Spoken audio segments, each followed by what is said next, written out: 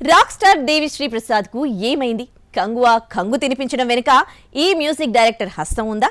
పుష్ప 2 విషయంలో దేవిశ్రీ ప్రసాద్ ని రీప్లేస్ చేయడం కరెక్టేనా? నేషనల్ అవార్డ్స్ విన్నింగ్ తర్వాత దేవి గ్రాఫ్ డ్రాప్ అవుతోందా? Have a look. 100 గొడ్లు తిన్న రాబంధువు ఒక్క గాలివానకు నేల కొరిగిందన్నది సామెత.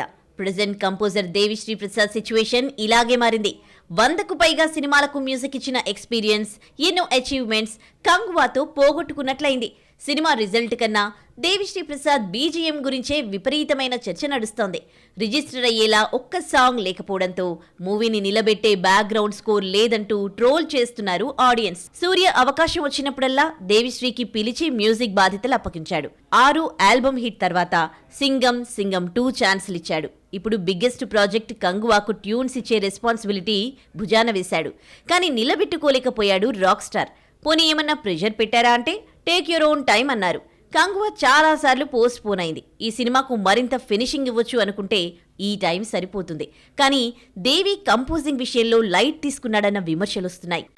In the hills, up the street, down the valley, by the sea, palaces and high streets, countrysides and SCZs.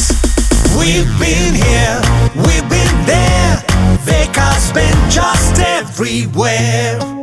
పుష్పతో national award కొట్టాక దేవి గ్రాఫ్ పడిపోతూ వస్తోంది.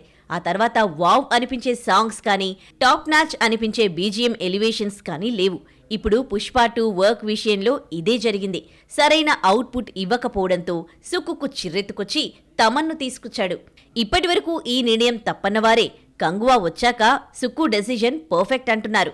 ఒకప్పుడు melody and special body Sheikh చేసే సాంగ్స్తో జోష్ చూపించిన ఈ రాక్ స్టార్ సోషల్ మీడియాలో విపరీతమైన ట్రోల్కు గురవుతున్నాడు. స్పెషల్ ఈవెంట్స్ పై ఫోకస్ పెంచి ప్రాజెక్టులను సరిగా పట్టించుకోలేదన్న విమర్శలొస్తున్నాయి.